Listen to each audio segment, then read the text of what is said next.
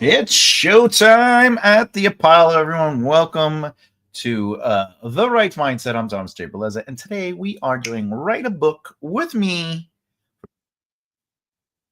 Completion. This is episode 19. We're doing pretty well with this.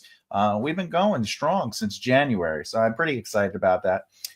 More importantly, we've been writing this book, a sci-fi book, and I've been showing you the behind the scenes, been showing you the process from outlining, brainstorming, outlining, the extended draft, zero draft, etc., etc. As always, we wait a little bit for some of the live audience to get in here, as they always do. Very supportive and very loving, and it means a lot to me that we're able to do this together. I have a little change in my setup. I don't know if you can notice it, but with that said, I got the good mic going. I got the background set up, and I'm in the corner room now. I adjusted my office to give myself a little bit more leeway. Hey, Till. The cat's already crying. She wants to come in. Hello, everyone. Welcome to the show. What's up, Flowers? How's it going? Hello. All right, we got some people in here. So if they're out of the people that are watching, if there's anyone new, basically what we're doing is we're writing a book from concept to completion. I have been showing you over these 19 episodes everything from brainstorming to how to outline, and I'm explaining the process. And what does that mean for you? It means you could ask me questions on what I'm doing, why I'm doing it, as well as asking questions about your own writing journey, and I'll be happy to help you. I am a developmental editor and a writing teacher, so it's like free advice. It's like free advice. Hey, Pupper. I say Pupper, but it's a cat. You know. All right. Let's do it. Let's get into it. Let's get into it. When we last left off, what we got? Morticia has just been crying from the porch above the front door. Abandon. Give me foods, womans. That's funny. Hey, you know, cat knows. The cat knows. When the cat knows, the cat knows. All right, let's do it. Let's get into it. Last we left off. What is up, bro? How's it going? Thomas and Flowers. Yeah.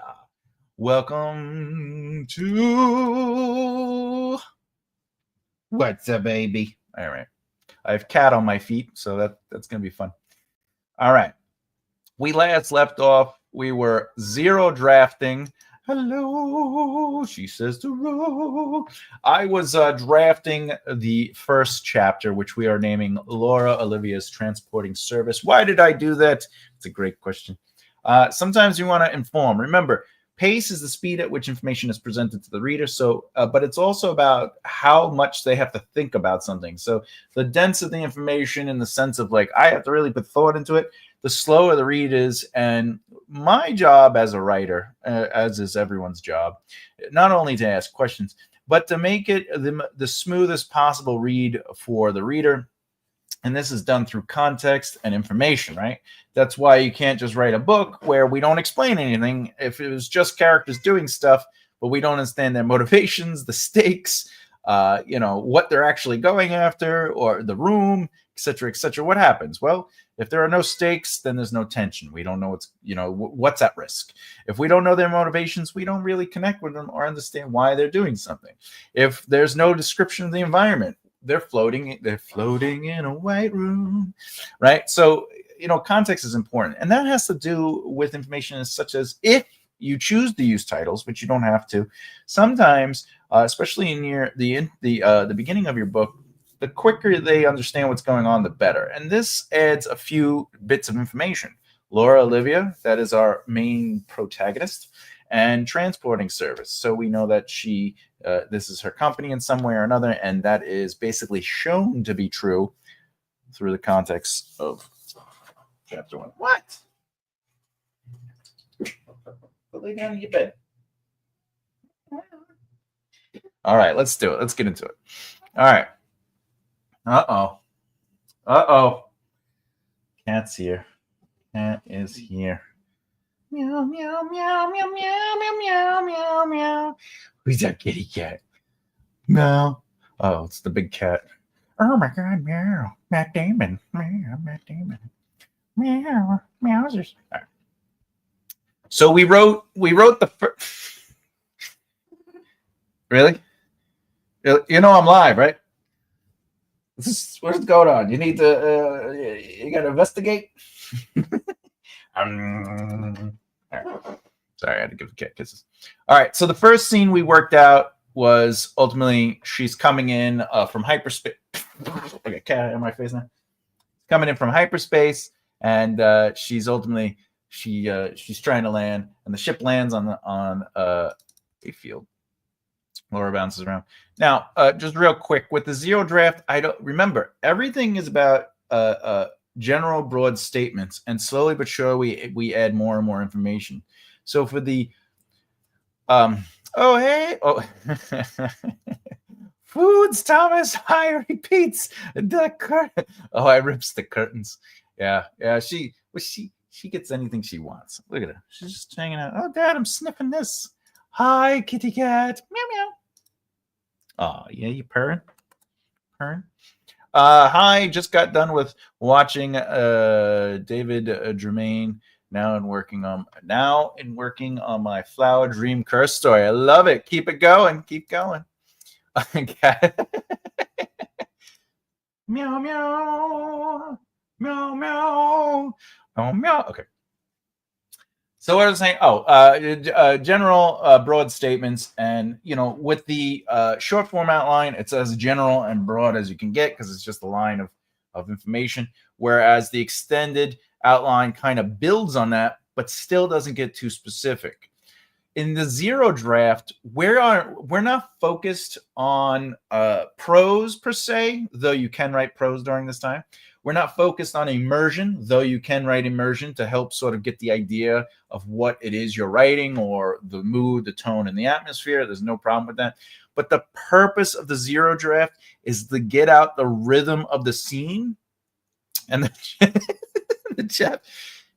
Come on. You don't want to put the button away. The idea is to get the rhythm of the scene, the chapter, and we're starting to discover who the characters are, either through their voice, through random dialogue, and or whatever else the situation, their behaviors and choices, right? Because we know that she's coming in from hyperspace and she has to land, and there's an issue with landing. And that is the plot. But the story, we're starting to work on the story when it comes to the zero draft. This is the moment where we start discovering more of who, what, where, and why things are. But again, we are not focused on immersion. We are not focused on really pretty prose. In fact, if you notice, I started off in first person up here. I jolted about the seat, blah, blah, blah, blah. But then slowly but surely, I just went right back to just writing it in third person because it's about getting it out. We are not focused on perfection yet. I'd even argue we're not even focused on good. We're just focused on rhythm, character, and getting the scenes out. And that's why, like my beard grew. That's why if you're looking on the screen, not for the cat, but more importantly, we are looking at even the dialogue, right? So, we have the computer being a little sarcastic, but when you're writing your dialogue, it doesn't have to be good right now. So, I mean, it's a placeholder ultimately. Can you keep it? Yeah, of course, you can do anything you want. But, I'm trying to understand the face value of things. That's a really good way to look at your zero draft. I don't need to look at subtext yet. I need to know exactly what's happening, exactly what characters want, and exactly what characters are saying.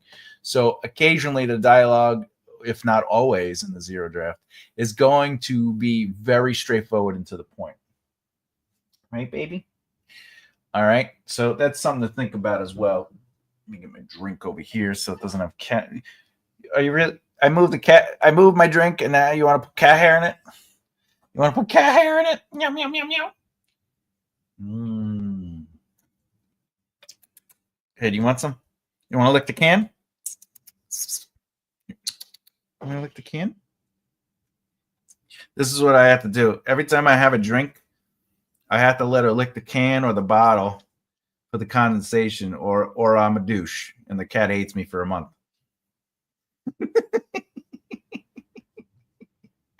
This has nothing to do with writing, but unfortunately the cat takes precedence because, she doesn't have thumbs.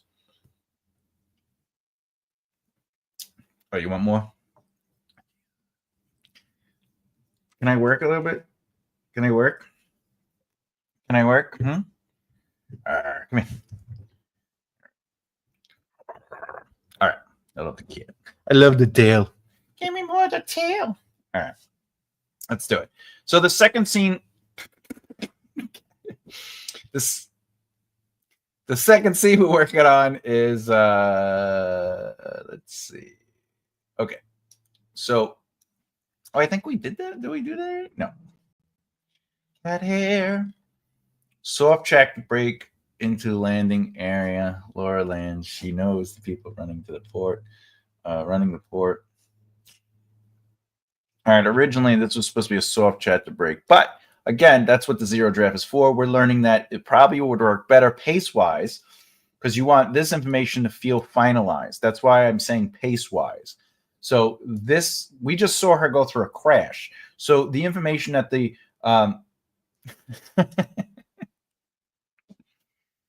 AFK, did I? Oh, FK? I don't know. I don't know the reference. I apologize. But anyway, so with the pacing here, the information that's being presented is that a lot has happened as far as tension, high action, the stakes where she could possibly crash, which she kind of did. So forth and so forth. So a hard chapter break sort of allows the reader to get a reset, a sort of like, hey, let's get back to the point. A soft chapter break away from keyboard, phone. Oh, okay. All right. We know you're there, but we miss and love you. But a soft chapter break would be less of a reset and more of a continuation of a movement, if anyone doesn't really know that fully, but good girl. All right, she's officially leaving. All right, so let's do it. Laura lands.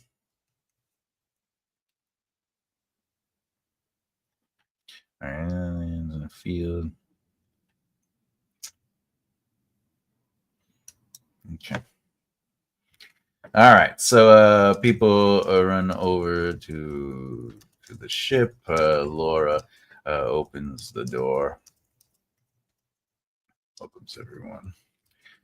Says hi to them. See, and again, I'm just being general. Sometimes you can write the dialogue. Sometimes you just get through it. Just because when we're writing the actual thing, that's when we'll start writing more dialogue and we'll start getting into like the depths of scenes. But right now, I would even let's do this. Boop, boop, boop. Whoa. Oh man. Interesting. That was interesting.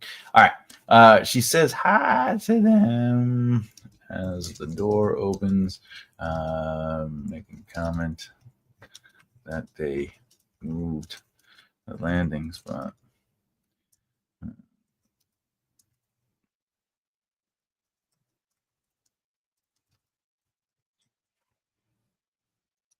All right. Okay. The field is about mile area. There is a towing vehicle.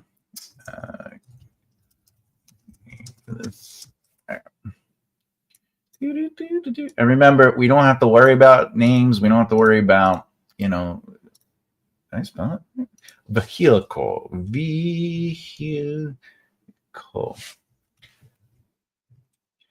Why did I write vehicling? That should be a new word. Sorry I'm late, but now you're here, DK Cook. Welcome. We are on the second scene, if you don't know. We are moving on to the ship had already crashed last in the first scene, and now we're on the second scene where people are showing up, and they're like, "Hey, what's up?" And they're already hooking it up. The main I have a name for this guy, don't we? Field navigator. Actually, you know what? We're not. Yeah. The hell with it. All right, we got to come up with a name for this guy eventually, but okay. The Field Navigator. Uh,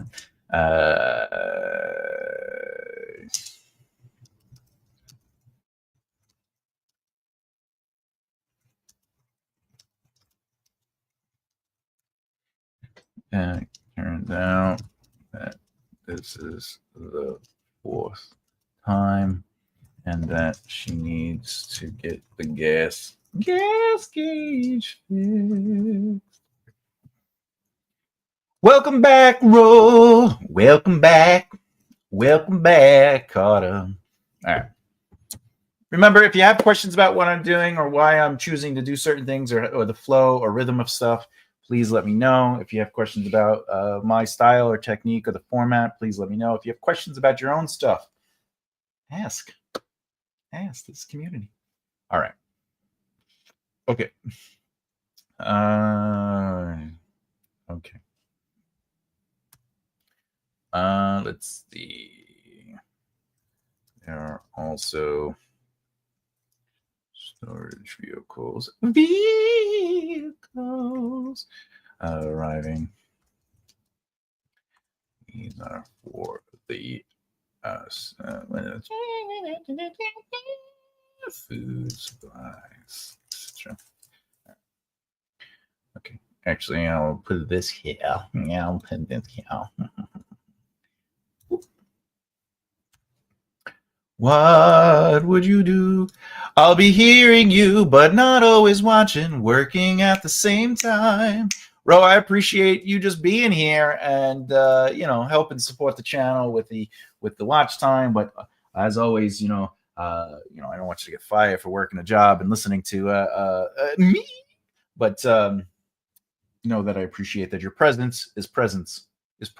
Your presence is present, which is a gift. I don't know about you,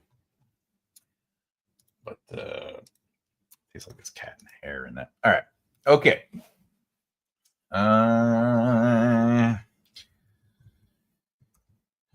The stuff. All right. The. All right. What am I doing here? You'll see. All right. Unloaded and placed into the uncles. I won't get fired. I'm my boss. Aside from my customers, I like it. From one self-employed person to another. Okay, get rid of this now. Bloop. Okay, while people are unloading her ship, she's jotting some stuff down. Okay. So, what is going on there? Why is it doing that? All right, something's going on. So, let's do this. Okay. Huh. Starting to be weird. Interesting. Okay. All right. Oh, I know why, because I have to do it like this. Okay. All right, I figured it out. That's on me. Okay. So this actually would go here, and then this would go here, and then Laura leaning on her ship.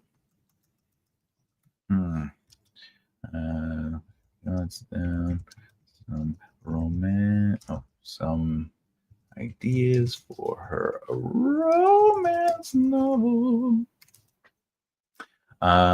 She asks, or rather, Laura asks, the Field Navigator how to spell a specific word. An easy word to reflect how writers forget simple words because our brains are scattered while writing.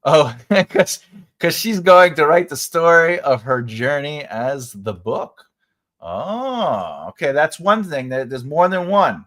But yeah, she is going to the book becomes she writes the book, yeah. It's foreshadowing Laura becoming an awesome novelist and also getting a lot lots of cats and cake. Yes, yes. There's one other thing it's foreshadowing, though. It is foreshadowing one other thing. And I'm going to keep writing and working, but I'd love to know what the other thing it is foreshadowing. What it's foreshadowing. I'll give you a hint, but I won't tell you what it is. Meow, meow, meow, meow, meow. Can't go wrong with pancakes. What? Two. All right, two. Good girl. Go over there. Okay. Where are we? We got this already. Boop. She needs to find excitement in her own life. And cats and cake. That's right. The gato. Un gato. All right. Because a cat. She's not going to say her life is boring ever again. Well, yeah, basically. Basically. All right. So she doesn't need to escape into stories. That's right. It is foreshadowing the fact that she is about to go on an adventure and her life will not be considered boring. She's going to go through all these craziness. And then at the end of the book, she's basically like, this isn't the excitement I was talking about. So it is foreshadowing it's foreshadowing the adventure that is Kanye, por favor. Oh, you want a dog? Yeah, well, un cane, per favore. Yes, español, el italiano. Okay. Or for you, Italiana. Okay. Being a part of other people's lives, situations, problems. Yes, basically, she ends up getting whisked into a non-boring life, and the traveling and seeing places is exciting, but she thinks it's boring, and now she gets to see it through a new lens. So that should be fun. Okay. What, baby? All right. Laura stands there thinking about watching some of the men working. Oh, yes. We need this part. I'm going to copy and paste this, and then I'm going to expand on it a little bit. So let's see. All right. Let's do this. Okay. Laura's standing there. Okay. Actually, we're going to hops on the towing, but hops in the towing vehicle. Hey, baby. Okay. With the main, what am I calling him? The field navigator? The field navigator? Yeah. Field navigator. And thinks about a romance novel. All right. Oh, wait, we got to go back because I do like that. I like that she's okay. Laura hops. Okay. We're going to take that away.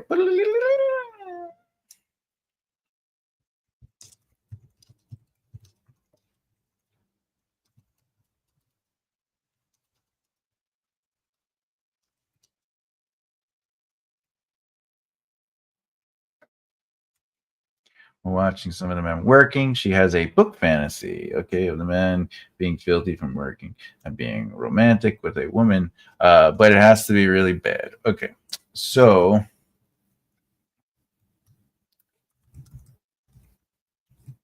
that's important.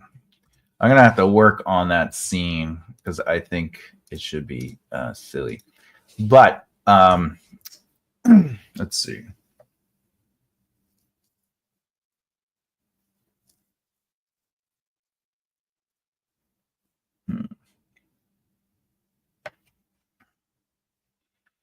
All right.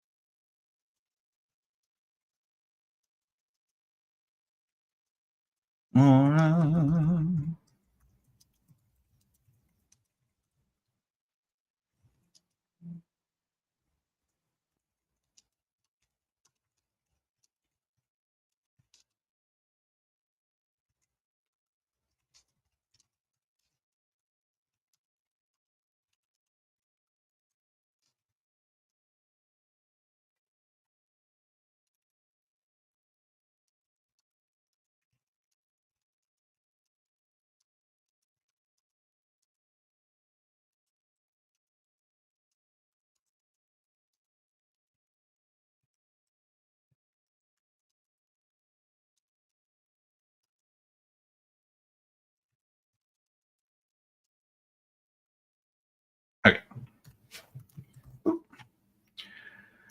Watch out for scorched chest hairs if it's hot. You gotta. I'm thinking Fabio. Okay, we're working. Fabio is my. Oh, you leaving already? Okay. Shaking it off. Mm. All right, Laura. Whoop. Laura. Oh wait. The field navigator. They're leaving. Laura jumps into the vehicle. Vehicle with them. Okay. All right. What we got here? Oh, I'll make the ice cream for the cake. Oh, yes, please. Can't go wrong with cake and ice cream. I want my cake and ice cream too. All right, so there we go. That's a quick scene. Of course, obviously, in the grand scheme of things, it'll probably be longer, but okay. Oh, you know what? I want to do something real quick. I want to do something real quick.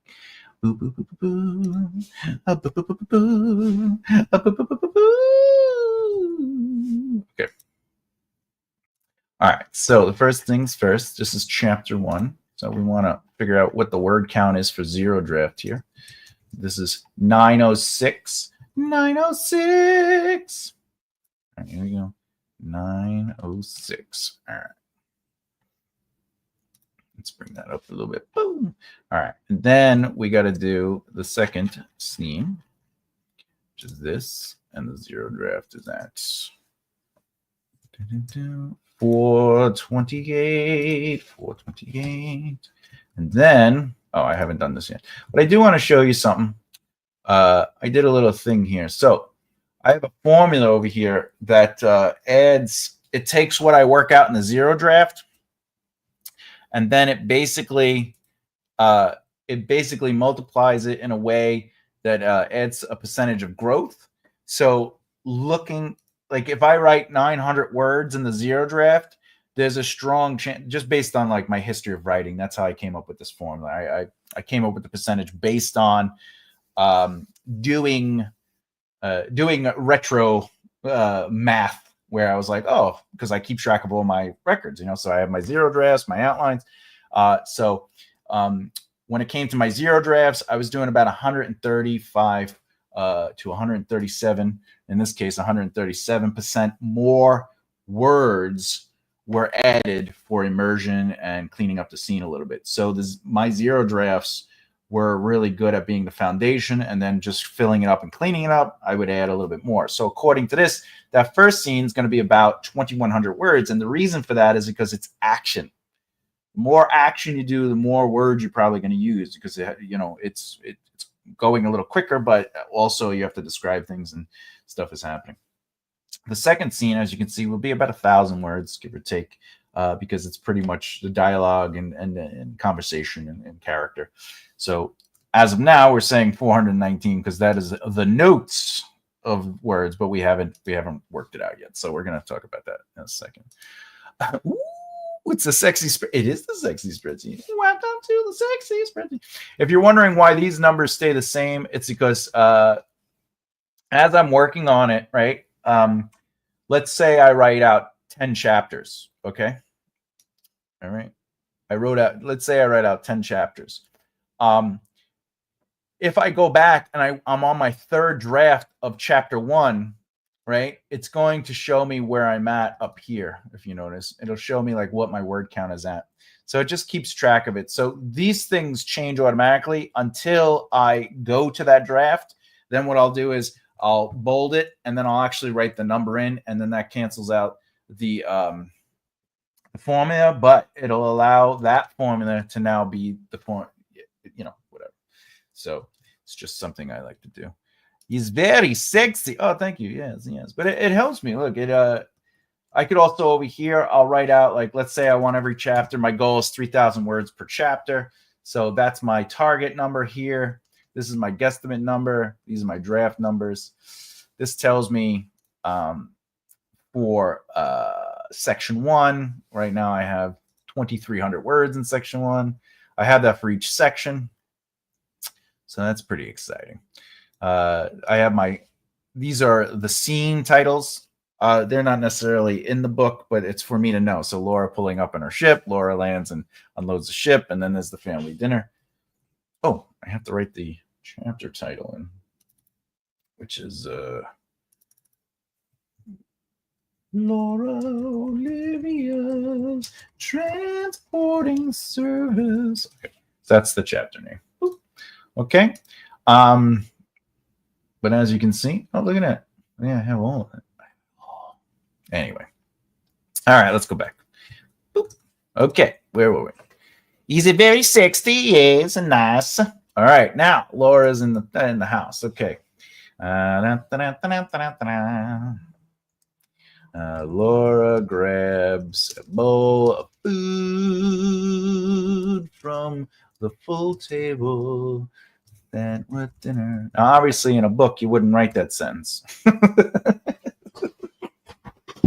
But, oh, by the way, in a book, though, you can summarize. That helps speed up the pace because it's less information, right? So, obviously, speed at which information is presented to the reader. So, if I was like, Laura sat at a full dinner table, that's fine. But the syntax and, the way I'm writing that sentence wouldn't be. So, again, zero draft is just laying out the movement of the scene. So, set with dinner. Our parents are sitting at both. Actually, you know what? Sitting at the head and foot of the table.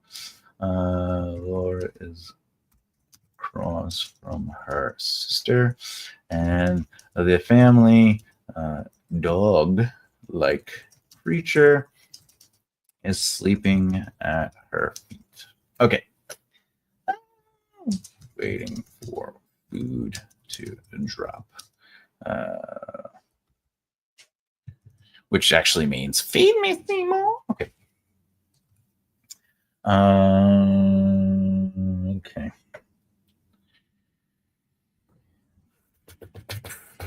The conversation comes up about Laura coming back, and she says nothing too exciting.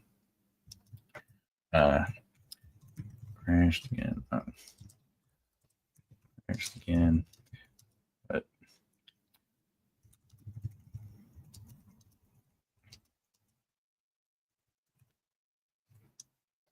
stylish. Okay. All right.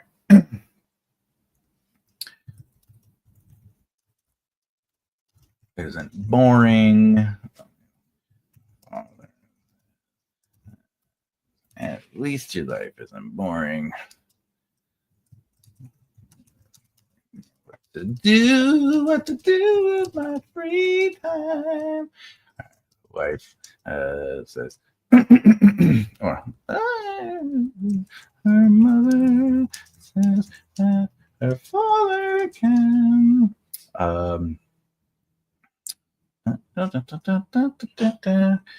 Finally fix the house up. Being retired doesn't mean you get a free pass. Sit around and do nothing. All right. Okay. Okay. The parents do flirt, and we get a sense of their loving relationship, playfulness, and also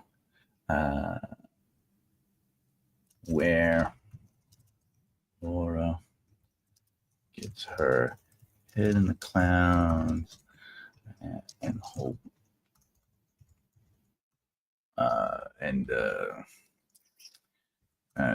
dreaming of more from. Okay. All right, again, as a zero draft, I'm setting up what I'm going to explore in the scene. But as a zero draft, you also don't have to go into that great detail. I don't have to go into specific dialogue. I'm still trying to figure out who these characters are. And by sort of like generalizing or giving a broader presentation of the beat, it gives me a closer sense. Should I add some dialogue? Maybe, but I'm basically, it's like loose dialogue where it's like, her mother says that her father can finally fix up the house. So I'm not going to say, hey, you can finally fix up the house, right? I'm going to put it into character and voice, but right now I don't really need to do that because the zero draft, again, is not about making it perfect. The zero draft isn't necessarily about figuring out what the right words are, but it's more or less trying to understand the context, which will turn into subtext. So one of the things that has helped me, especially with the epic fantasy novels, which I get a lot of really nice feedback with, is the characters are fully realized, even in chapter 1. And one of the main reasons is because while I'm doing zero draft, I'm not focused on like, what are they saying? I'm focused on who they are and why they are and what they're dealing with and the cause and effect of choices and understanding. But if you notice, I want the parents to flirt. I want to show their loving relationship. This is important to me. So what does that mean? It means throughout the scene, I'm going to show their loving relationship. Not there's going to be one beat within the scene that shows their loving relationship. I'm not going to have the parents flirt once. I'm going to have them flirt throughout every time. Whenever we see them, there's always going to be a sense of a loving relationship anytime. So even in the last chapter when they come back. The other thing is their playfulness. It's important for me to write that because now I know that I want to make sure that fits. Does that mean that's what it's going to be when I start writing the first draft? It could change. And that's the genius of writing. If I wrote this out as a full chapter and I really dug into prose and I started writing, I'm not really seeing this. I would have to read what I'm writing and then I'd have to say, is this the tone I want? For me, that slows down the process for me. This speeds up the process for me because now all of the all right, bro. See you soon. Can't wait till you come back. But what this does, it's helping me build the foundation that then I get to really explore in the first draft when it comes down to writing the quote unquote pretty prose. But again, in my first draft, I'm still not going to write extreme immersion. What I'm going to start doing is writing my prose out and start writing the dialogue out and and even in the first draft, they will most likely, if not completely, there'll be a lot of he looked this way or she looked that way or she listened or she heard or right? There would be a lot of that on purpose because the first draft is going to be where I'm starting to create the blocking, create the cinematic movement, right?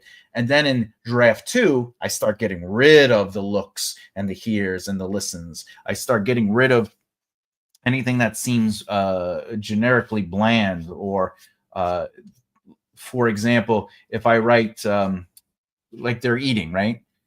I'm probably not going to go too deep into how the food tastes, but because it's a science fiction book and we are in a new world, I'm most likely going to describe the food.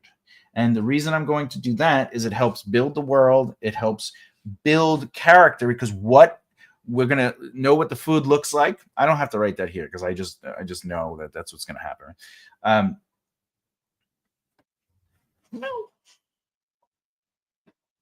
Uh-oh. Uh-oh. Kitty cat.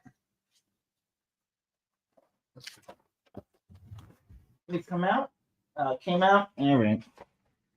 All right. I'll get that later. You good girl? Okay. Sorry, the cat. What was I saying? Oh, yeah. So when it comes like the food, I'm going to create the food, the visual of the food, but then what foods does Laura take versus what foods does the father take? What foods does the sister take? What food does, right? So it also creates character moments because we're learning who they are based on what they're eating. How much are they eating? How little are they eating? You know, it all creates movement for the story. Can't believe it. All right. Who's a good girl? You had some food. She finally ate. She ate something. All right.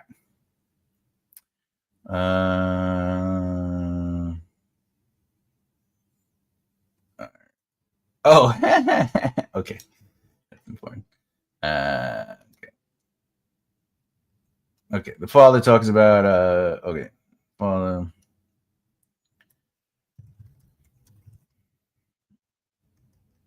Okay. There we go.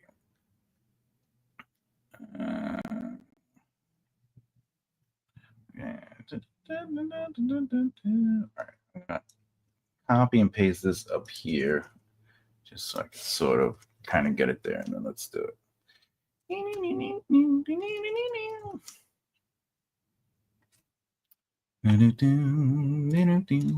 All right, so the father mentions that maybe he should become an author like Laura. Laura says she's not even written a first book yet. The father, let's say the father gets up and starts cleaning the table off. The wife, or I should say the mother. The mother helps, as does the sister. And Laura tells her father to sit back down. And the reason is because he just lost his leg a few months ago and has earned a break. All right. This, which allows us to show the mechanical leg got hurt on the job. But also, remember, we're leading back to the joke where the wife's like, you know, hey, you got to fix up the house. Being retired doesn't mean you get a free pass to sit around and do nothing, right? It's just them being playful. Okay. All right. What else we got? What else? Okay, so we did this, this, and this. Well, that we have I like the dog laying by the thing. I do want to go here 1 second. Laura feeds the dog-like creature under the table by her feet. Laura feeds. Okay. That's basically like a save a cat moment. We know she likes animals. And people who like animals, we can support the people who like animals. Right.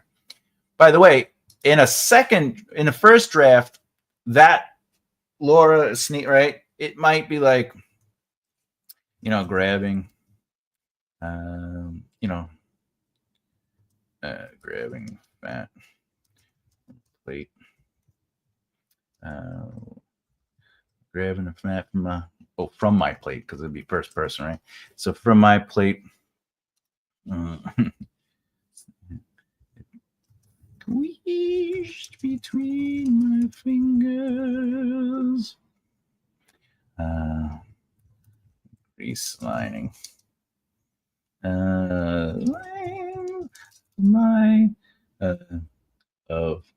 length of 2 of 3 of my fingers. Let's do that. Okay, it's squished Squish between my hand. The grease lining the length of two. The grease lining the length of 2 to 3 fingers, whatever, and then it'd be like I snuck the pupper for now. So the pupper hopped around, leaping to my lap, leaping her head to my lap. I couldn't just let her cry. I snuck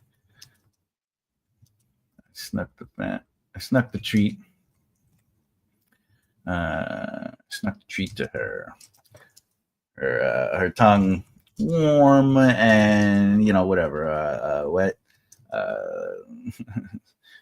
cleaned the yuck, whatever, from my fingers. Okay. Anyway, I'm just doing this as an example. But this might be like a second. This might be more of the second draft where I'm adding our fingers are greasy. But in the first draft, we might learn that she has 2 or 3 fingers because she's an alien, right? This might just be she grabbed some food from her plate. This would probably be in the second draft because it's adding a little bit more personality. It would probably just be like I snuck a treat to her and she licked my fingers, right? So what's the difference between the first and second draft? The first draft would extend the prose into more behavior and some internal thought, whereas the second draft would start adding in all the other stuff. I'm actually going to take this away because I don't know if that's what I'm going to use, but I just wanted to give that as an example. What we got here? Back, sorry for the notes, just in case I don't catch question or reply. Sorry for the notes, just in case. Oh, okay. All right, where are we?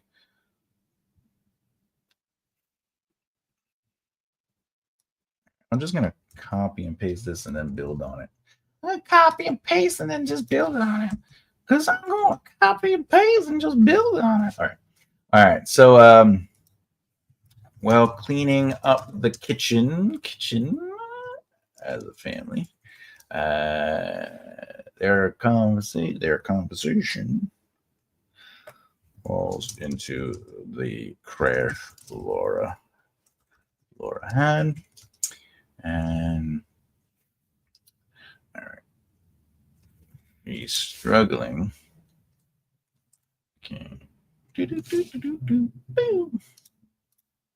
new business. She has to do something. Okay. All right.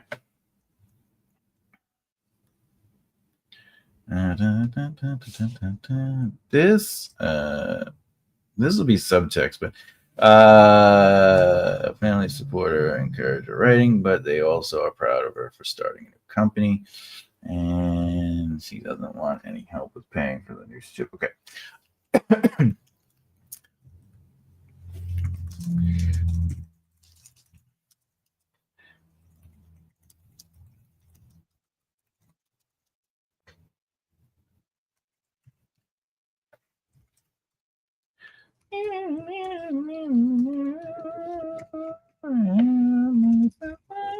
Okay.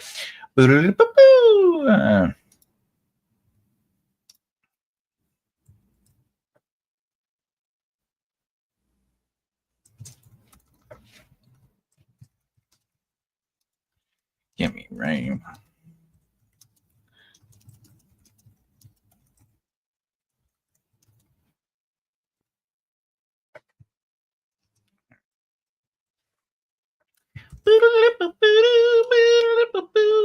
Okay.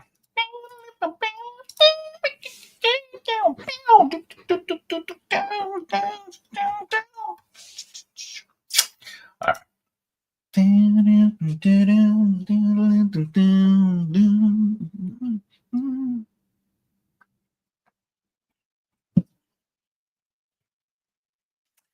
All right. Okay. Well, cleaning up the kitchen as a family. All right. I think also Laura should mention that the crashes are more controlled first. Have you described what any of these aliens look like yet? I haven't. You just missed the moment where I was talking about how she has 3 fingers instead of 2 while she's feeding the dog, and how that more than likely will come a mixture between the first and second drafts. So I'll start getting to the visuals of these characters in greater detail in the first and second drafts, not necessarily the 0 draft. That would be more of a specific detail. Again, that doesn't mean I can't add it. It doesn't mean that I can't start figuring out what these aliens look like. But what I want to do with the 0 draft is determine what the plot is and allow the plot to be solid and strong, and then kind of filter the story through the plot by having characters making choices and sort of learning who they are. If at any point the plot needs a physicality to it, most likely when we get to the planet where they notice her, and how there is that distinction between the 2 planetary races, or species, I should say, then it'll probably be something I might mention as sort of an aside. But I never want to take that away from me for when I write the first and second draft, where I can allow myself to run a little bit more free and playfully with these characters. So again, specificity in the 0 draft isn't as necessary as I would say the first draft, and I would say it's even more important for the second draft. All right. Let's see. Mention that the crashes are more controlled than at first. Maybe that's.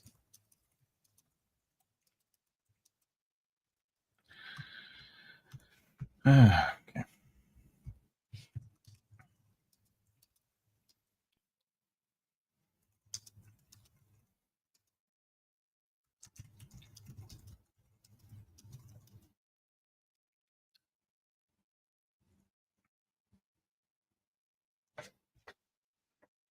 I gotta look up something.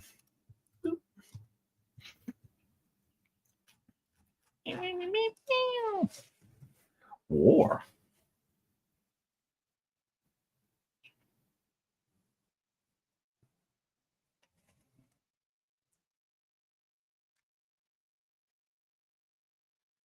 This turns out into a I don't want them working on my ship. They're trying to screw me because they lost the. Okay. All right, that's what I was looking for. We gotta see something.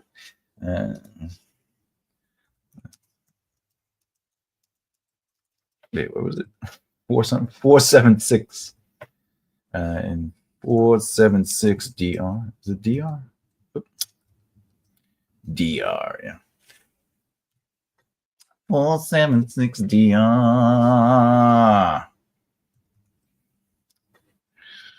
All right.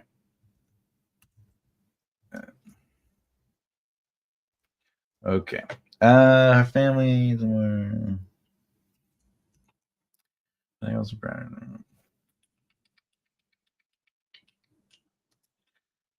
okay. Doesn't want any help with the paying of the ship.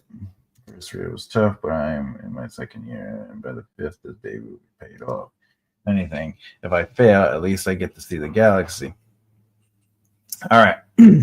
So basically, what we just did with chapter 1 is we set up.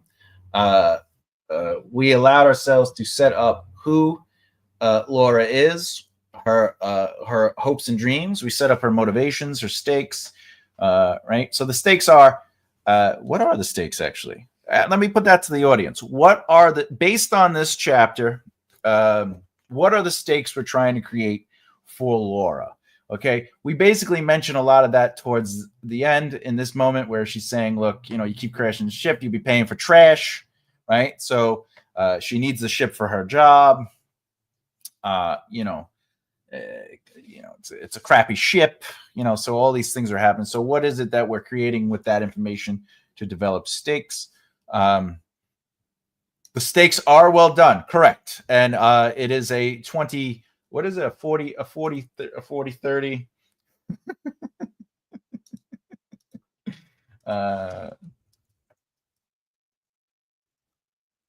what is it? Percentage for stake? I think it's like 20, 30. What is it? 90%. Yeah, 90%. So it's 90-10. So the stakes are well done, and they are a 90-10. All right. Anyway, but so we ultimately got to do one chapter. I hope they are ribeye. Well, it depends. You know, sometimes when you rib the eye or make fun of the eye, I see what you did there. I hope they are ribeye. I like a good ribeye, I'll tell you. But ultimately, for one chapter, we establish she can fly the ship enough to crash it and not die. She is fairly new at this, but she's been working long enough where she knows the people at the field. We know the ship is crap. We know that she wants to be a romance novelist. We know that she has a loving family. We know that she has aspirations to be a romance author. We learn that she's still paying off the ship. We learn that she's struggling. We learn that she has aspirations to have a more exciting life. So it's about 9 things we learn in one chapter, which sets up the ordinary world. We have created the status quo of her life. First, what we got here? My vampires are a little scared of stakes. Hey-o! But they love wood. All right. It is super stormy here. My internet keeps going in and out. Doesn't the universe realize this is my Thomas time? Why I have to say I love you for that, Stay. I love you for that. That was very funny. Very, very funny. Oh, they do like their wood. They like their wood. All right, so real quick, let's do a numbers count on this. 420. All right. So right now, the zero draft is at 1,754 words, which means we're probably going to get a 4,100 word chapter. That's a pretty good first chapter. I don't feel like this needs to be broken up into 2 chapters. However, as I am, I'm not on the screen. As I am writing this out, there are a couple of things that these numbers help me establish. Garlic, cloves, sunny days, mirrors. They all love it. I've just done Thomas with treadmill. I don't mind running around. A little hard to get. It's okay. I know too. All right, so let me explain something here. Why do I keep track of my numbers? For a few reasons. Just as an aside here, I just discovered PP5 needs 2 chapters literally in the last half hour. So excellent flowers. You get it. Sometimes we realize that we want to isolate pace into 1 chapter or break it up into 2 chapters or however it is. I love when my characters spring surprises on me. Yeah, they're trying to take over. That's what they do, the characters. Get over here. All right, so I use this chart for a few things. The first is I like to keep track of numbers for long form jobs. Meaning, like if someone hires me and they go, "Look, I need this book, and I want it to be about this many chapters." I already know how long it's going to take me based on how long it's taken me to write this, and based on the number count. But let's get rid of the business side of it. So the zero draft gives me a look into the potential of what the final guesstimated draft will be. In this case, 4,100 words, right?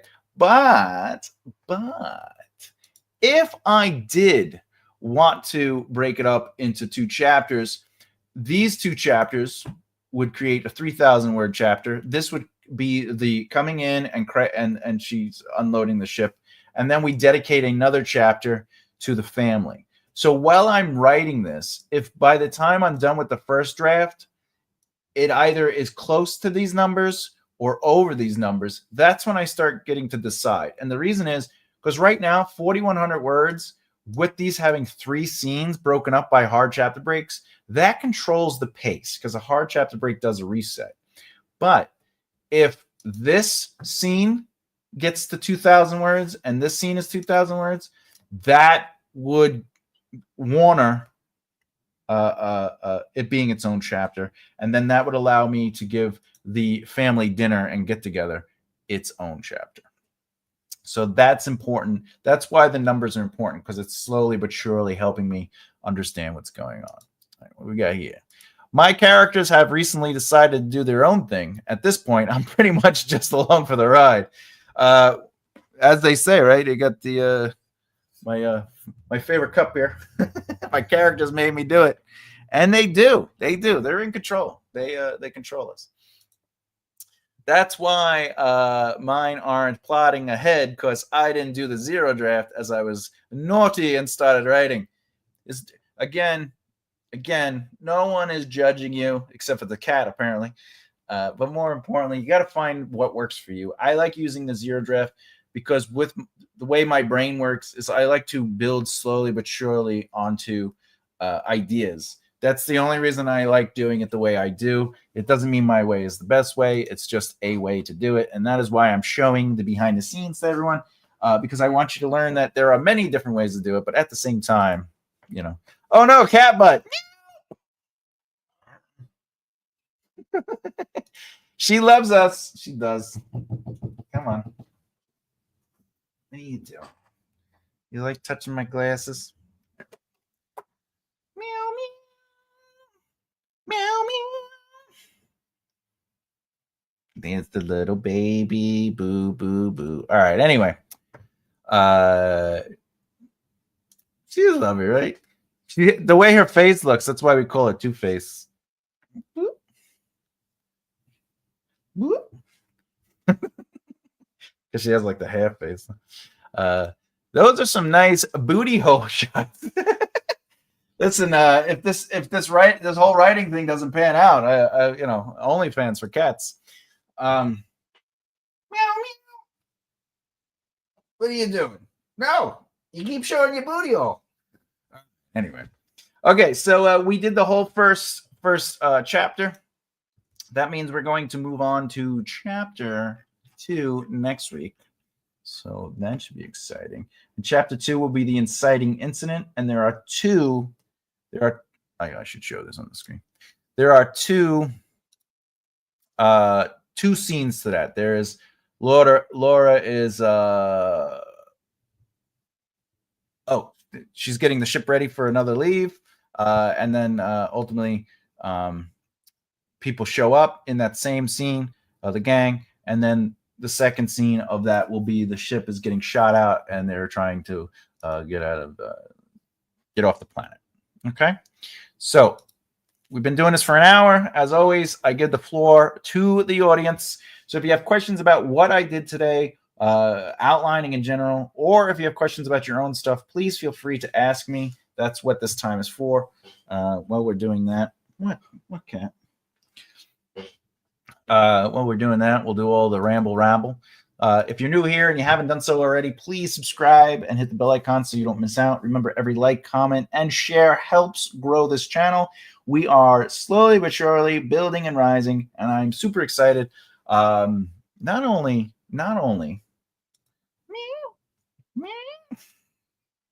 kitty cat. Not only we're almost at 2,100 subscribers. I flew up this week. And this is, I'm at 2072 already. So thank you for that. And it's because you're giving me your time. You're watching these videos. The retention time is growing. The watch time is growing. All that, and it's leading to more people discovering the channel and more people subscribing.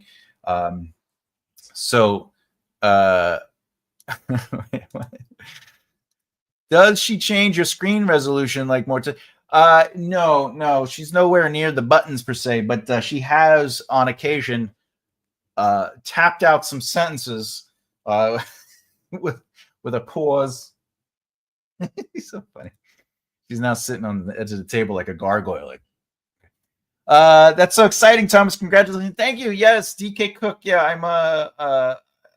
I'm really happy that it's working out that way. But honestly, it's because of all of you watching it and giving me your time and the comments, the shares. I know I see Flowers sharing my stuff all the time on Facebook. I see people commenting, and obviously I respond to those comments as progressively as I can. You know, it is the interaction, it is the love, it is the back and forth that's really helping this channel grow. So I again, I appreciate that. I try to give good, strong information. I try to give you know, a look into alternatives, a look into how to analyze writing, you know, and I hope the writing information is quality, but more importantly, I hope everyone's having fun. I hope we're laughing. I hope we're singing. I hope we're just discovering that writing doesn't have to be, it could be something more inclusive in the sense of like, hey, we're allowed to fail. We do not have to be perfect when we're writing. We do not have to be great at the start. We can develop, and all great writing is rewriting, you know. Tippity tapped, some pee-pee. She usually writes, Dad, get off the computer and come hang out on the couch and pet me. Of course, the lettering is more like, what we got here? I will get to another follow-up email soon. My oldest son says yesterday, Dad, when are you going to try playing Red Dead Redemption 2? I'm like, dude, probably not. You guys don't even give me time on the computer to email and write. First of all, Red Dead Redemption, you got to play that game. That game's great. But I get it. Kids are like, hey, they're playing Red Dead Redemption on the computer. Oh, nice. Right? The game, the story. I like watching there's this TikTok video where it shows like where people are starting to play, and like the beginning of the game is like slow, and they're like, this game is boring. And then like by the end of it, they're crying. They're like, oh my God. Like, because the story is so good. Not the plot, the story, the way the characters unfold and the way things kind of emerge, which is a good lesson in writing in general. But anyways, what else is going on? We're doing good with Watch Out. This month the Watch Out has been a little low, and I know it's a 207 for the first 17 days of the month, but we are a little lower than we were last year this time. So I get that. But hopefully we start building on that. Let's do the what's coming up this week. Really? Really, Kat? You just stepped all over us? All right. Last of Us, both 1 and 2, are some of the most amazing stories in the realm of video games, too. Yeah, and the visuals of those games, notwithstanding, are well done as well. You know, like they're really, it's eye-opening too. I mean, I still think about playing Donkey Kong. Yeah, in the arcade, and I was like, these are amazing graphics, you know. But now you look at and I was watching a video and I couldn't for a split second. I was like, is this really football? And then it turned out to be a game. All right, so we are already up to, what is this, the third week? We're in the third week? Is this the third week? See if I could say that more dramatically. We're in the fourth week. We officially reached the fourth week of May. All right, so with that said, this week on Wednesday, Frogger for me.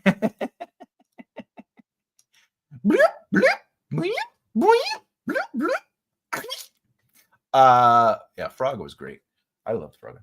So this Wednesday at 2 p.m. Eastern Standard Time, the premiere for Outlining a Novella will be aired. And then on Friday, we will be going, it'll be the 5th video in the Creating a Language series. So that should be fun. Saturday, the live video will be Creating a Con Language Fantasy Language. So I'm actually going to build a con language in real time on Saturday next week.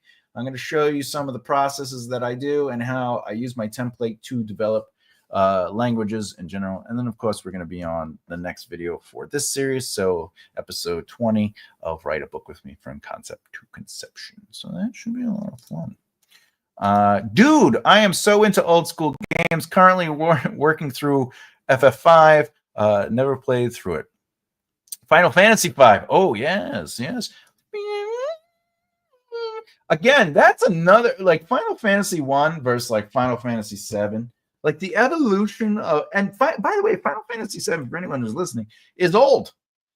You know, but when that came out, like the graphics were so crazy compared to the first game. And now you can't even. I will say this. I know this is elite, but the Final Fantasy movie, I feel like they lied to us. They're like, look, it's a Final Fantasy movie. And then you go see it and you're like, what is this movie about? This has nothing to do with Final Fantasy. Very disappointed. I just restarted Oblivion because I am such an Elder Scrolls nerd. Didn't they update it? Like they updated graphics and they added some extra stuff to it. Speaking of Elder Scrolls, I have on my computer desktop, I have a picture from Elder Scrolls. I have like an assassin or whatever.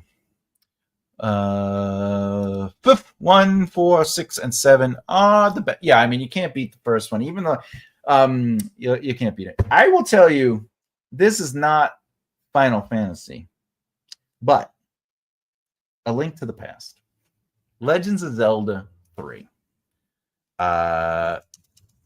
is my favorite game of the Zelda franchise. And I know there's all these other games and everything, but Zelda 3, I think, was the last overhead version of Zelda. But that game was so good. So I played that game until my cartridge didn't work anymore. Because I think Zelda 4, right? Zelda 4 was the 64, right? And that's oh no, Zelda 4 has the overhead too, right? Zelda 4. Zelda 5. What was the last one? Zelda 5. I don't remember. Oh, yeah, Zelda 5. Whoa.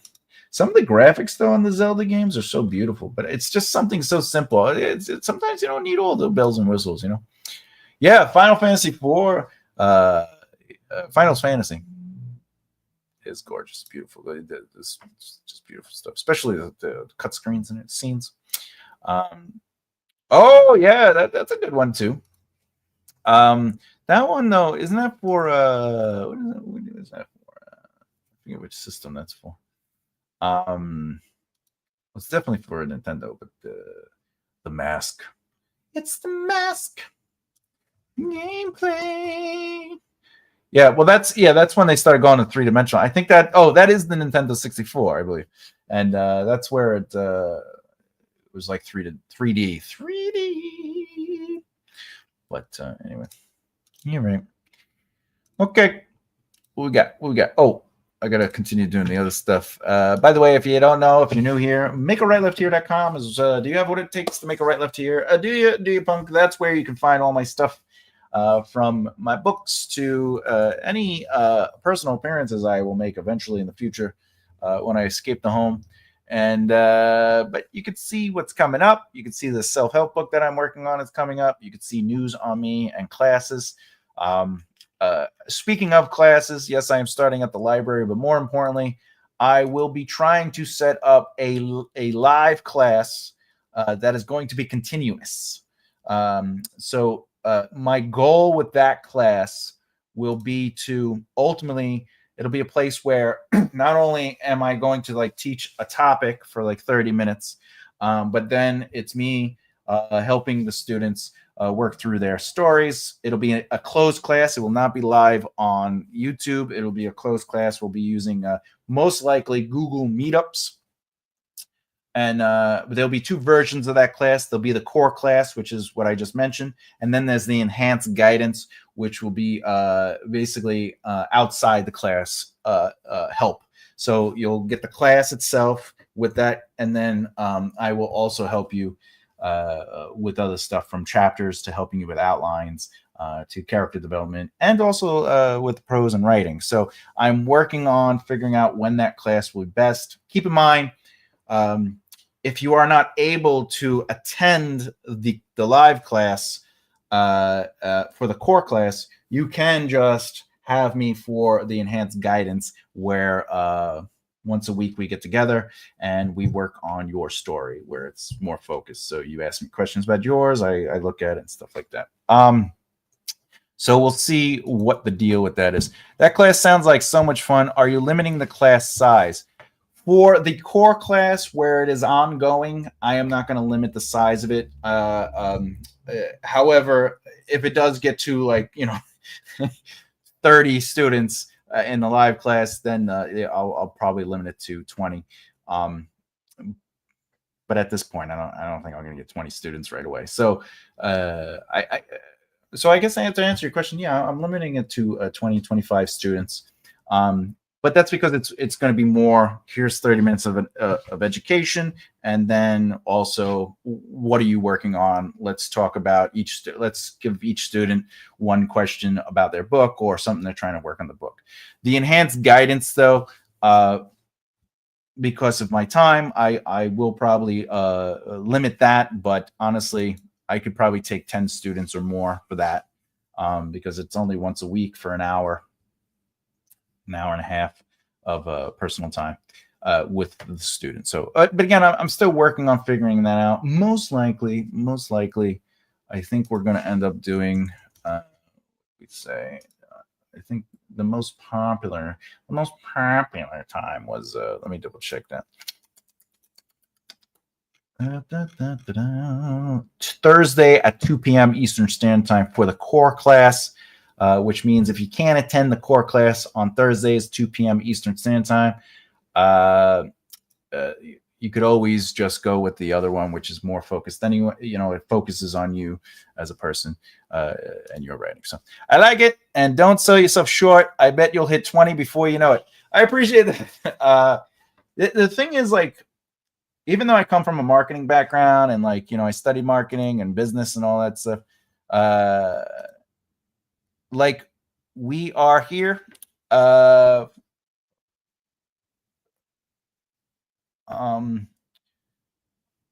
you asking? My brain is all right. So the core class won't be like we are on this live. The core class will be on Google Meeting. So you don't have to be on camera, but you can have your mic on, and therefore you can ask a direct question. And then I'm going to try to do a 30-minute class on a topic.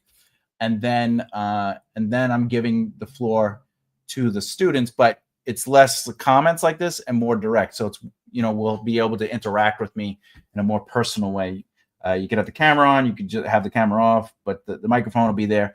And you could say, hey, I have a question about, I'm working on this, and this.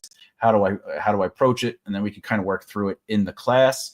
And then I could give you assignments and adjustments specific for you. I could say, all right, this is what you should do with this, or whatever the case may be. As far as the enhanced guidance, that would be outside the class. So you can send me your chapters. You could send me outlines. You could send me your character arcs, whatever the case is, and I could work on that, give you notes on that, and then or if you can't do the class, we could do a one-on-one. So it should be fun. Could we join for part of the core class, or is that frowned upon? Thursdays at 2 p.m. lines up with my lunch hour, but I could probably only be able to stay for 45 minutes. I mean, if you could get on and you could be a part of it, yeah, absolutely. Just signing up for the class, because there is a cost. So the core classes is a cost, and the enhanced guidance is a cost. But if you take the core classes and you're on it, you're still there. You still could learn, from the lesson, and then you could ask your questions as it is. But yeah, so that exists too. Yeah. Any questions on that? Any questions to clarify the class? The information is on the website as well under writing classes for Master Your Story. It gives a little bit more information on that. So I just don't want to be disruptive to others. You wouldn't be disruptive, unless of course you're in the middle of a store and that's the thing. I'll be able to mute microphones if there's a lot of background noise. But it's good to have the headsets. You can get you can get the talkie-walkie headsets like this, and that cuts the sound away. So that's always helpful too. I always recommend that for some of the students that I've had in the past doing this. But other than that, yeah. What else? Anything else? I guess that's it. All right. Oh yeah, here. See, so it's right here. So if you go to my main page, and then you go to writing class, it's right here, and that just basically shows you everything, and you can get a little look-see of what we go over. These are the topics I'll be teaching every week. Some variation of narrative building, character stuff like that, but mostly the class is there for you guys and for me to be teaching you how that works. So I will have more information on that before the end of the month. I will start probably trying to. There will be a if you go to this page, you'll see a thing that says click here to apply for class, date and time to be announced. So you can already start applying. So you could fill out the application. Because again, I want to see who's going to be there, because there's a difference between someone just like taking a spot from someone and they're not really interested in being involved. But you could do that, and then that'll keep you sort of like in the know. And as things, you could ultimately figure out, if it's right for you. So you can fill out that application, and then as I get closer to the date and time, it will be a Thursday at 2 p.m. Eastern Standard Time, but the start date will be announced soon enough. Also, you could always just contact me to say, hey, Thomas, I have a question. And then I go, what's the question? Excellent. You're welcome. I have shown you the way with screen. Thomas, where's the class going to be? Come here, Chris. Where's Christopher? I'm just waiting for Christopher. All right, anyway. Hope I don't get in trouble for using a Family Guy. It's cute. It's cool whip. You get the cute. Say cool. Cute whip. Okay, I guess that's it. All right. Okay, I think that's it. Are we good? Half hour, 90 minutes in. I had a lot of fun. I don't know about you, but I was excited about today. I think we got a lot done. We got a lot talked about. So let's, going to keep this up. Am I going to be able to see you guys Wednesday? Let me just double check something real quick. Because I have a couple doctor appointments coming up, so I don't want you to see the premieres without me. Now, I'll be there for the Wednesday premiere and the Friday premiere. Oh, it's Doug Jones's birthday this Saturday, too. That's nice to know. Doug Jones is from Hellboy and all these stuff. I have him on my calendar. I got to send him a hello. Happy birthday. Also, not that it matters, but my dog's birthday, he passed away, but his birthday is on the 26th of this month. May is filled with some stuff, huh? What else is going on? Look at that. Ooh, tomorrow I got to go to the library and test the equipment. That's going to be a lot of fun. Get that ready. Can't wait. All right. Oh, great fun. Yeah, it should be fun. Yeah, I know the Doug of the Jones. I know the Doug of the Jones. Doug Jones. Very nice guy. Love that guy. Very friendly, very kind, sweetheart.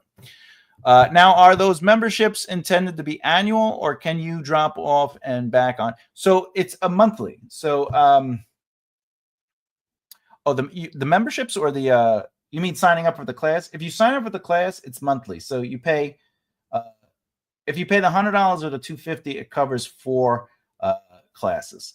The $250 covers the additional. You can send me your chapters. You could send me a chapter, and I could look over the chapter.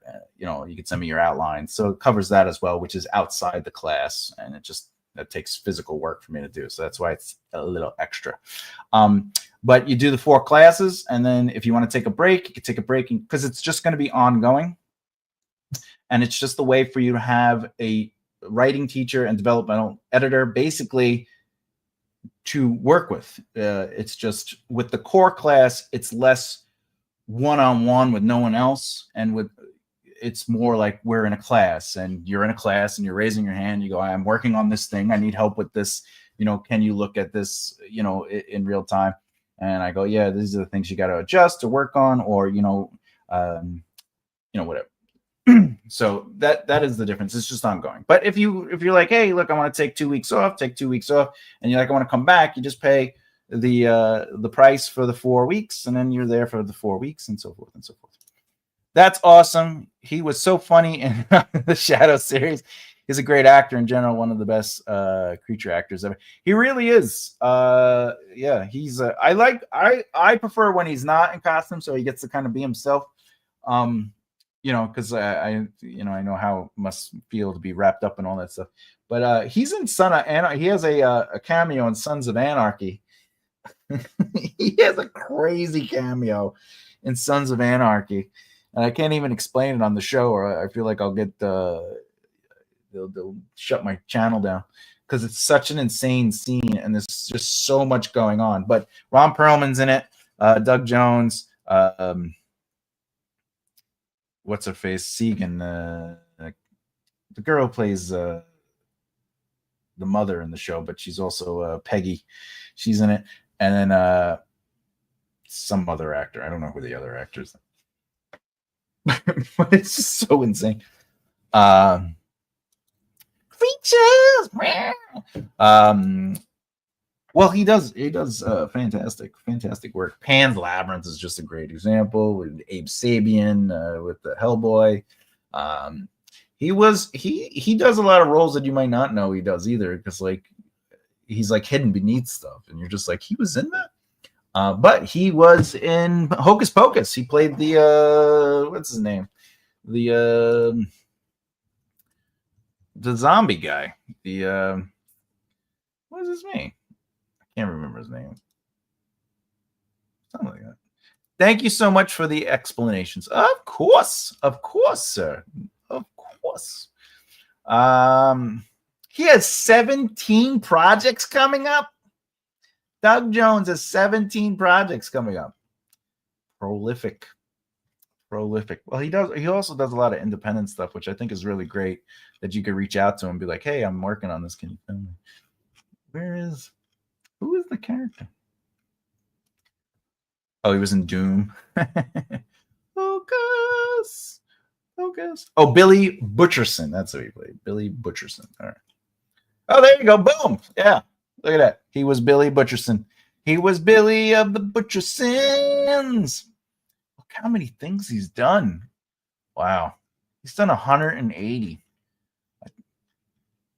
I feel like I should get back into acting so I can start building my list again. My list is so small. This is ridiculous. My IMDb looks like it definitely jumped out. Last thing I did was in 2020. Whatever. Who cares? All right. I don't really like performing that much anymore. I'm kind of a fan. I love him. Oh. Fangirling. Yeah, he's really nice too. And he hugs everybody. All right, everyone. I think that's it. Is that everything? Yeah, so we did the please subscribe. We did the hey, check out the mic right left here. And we did our question. We asked some questions. That's it. We're done. We're out. All right, everyone. Let's do it. I'm Thomas J. Bellezza, and as always, keep developing the right mindset. Thank you so very much for everyone being here. Much love. I will see you during the week and, of course, next weekend. Please be good. Please be healthy. And remember that it's okay to hang out with cats. All right. To everyone, bye. Catch you later. See you. Bye.